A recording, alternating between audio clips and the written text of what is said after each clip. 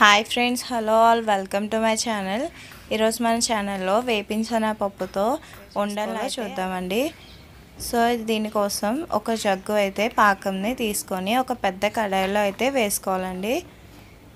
ఒక జగ్గు పాకంకి ఒక జగ్గు అయితే వేపిన శనగపప్పుని తీసుకోవాలండి.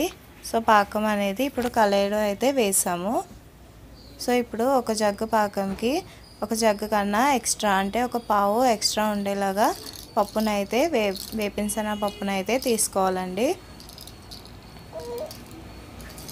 సో పాకం అనేది లో టు మీడియం ఫ్లేమ్లోకి టర్న్ చేసుకుంటూ పాకం అనేది బాగా ఉడకనివ్వాలండి.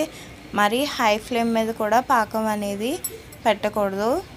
లో టు మీడియం ఫ్లేమ్ మీద అడ్జస్ట్ చేసుకుంటూ పాకంని బాగా ఉడికించుకోవాలి. అండ్ ఈ పాకం ఉడుకుతుంటే స్మెల్ కూడా చాలా బాగా వస్తుందండి.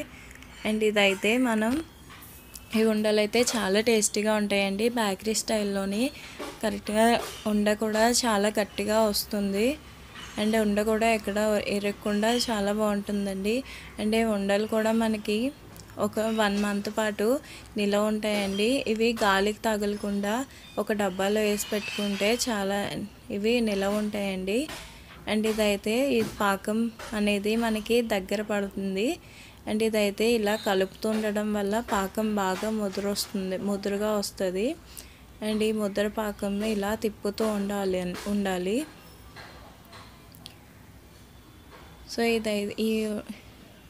సో ఈ ఉండలు అనేవి హెల్త్కి కూడా చాలా మంచిదండి.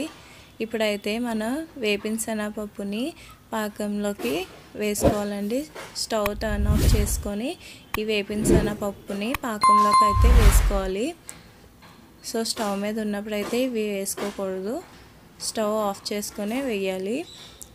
సో ఇదైతే ఈ పప్పు అంతా పాకంలో కలిసేలాగా బాగా కలుపుతూ ఉండాలి. సో మనకి పప్పు అంతా సరే పాకంలోకి బాగా కలిసిపోయిందండి.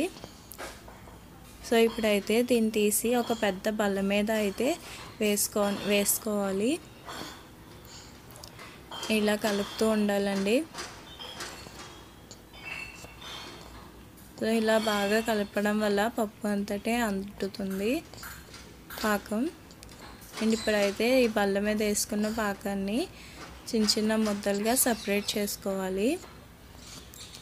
ఈ పాకం అయితే చిన్న చిన్న ముద్దలుగా సపరేట్ చేసుకోవాలండి.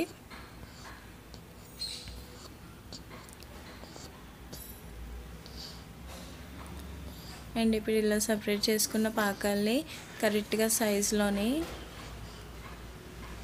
కావాల్సిన సైజెస్లోని దీన్ని చుట్టుకోవాలండి.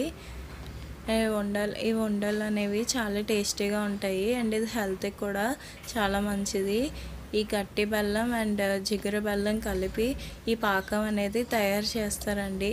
మామూలు బెల్లంతో మనం చేస్తే ఇవి ఇంత పర్ఫెక్ట్గా రావు. సో ఇవైతే మనకు కావాల్సిన షేప్లోని ఈ ఉండలు అనేవి కరెక్ట్గా షేప్లో చుట్టుకోవాలి. సో ఇలా అయితే మనకి ఇలా వచ్చాయండి. సో వీటన్నిటిని కూడా బాగా కలిపి ప్యాకింగ్ అయితే చేసుకోవాలండి.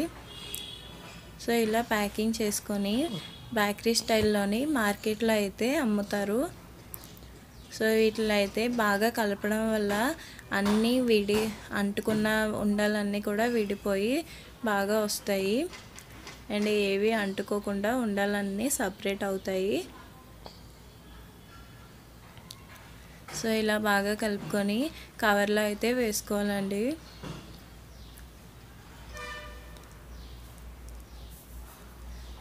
సో ఇదైతే మంచి ఐరన్ ఫుడ్. అండ్ ఇలా కవర్లో వేసుకున్న ఉండలను అయితే ప్యాకింగ్ చేసి మనకైతే మార్కెట్లో అయితే అమ్ముతారు బేకరీ స్టైల్లో. ఇవి చాలా టేస్టీగా ఉంటాయండి. అండ్ ఇలా ప్యాకింగ్ చేసుకొని ప్యాకెట్లన్నీ ఇలా పక్కన పెడతారు. మార్కెట్లో అయితే మనకి ప్రొవైడ్ చేస్తారు. అండ్ ఈ వీడియో అయితే మీకు నచ్చినట్టయితే లైక్ చేసుకోండి, షేర్ చేసుకోండి అండ్ సబ్స్క్రైబ్ చేసుకోండి. మా ఛానల్ని ఫాలో అవ్వండి. And thank you for watching.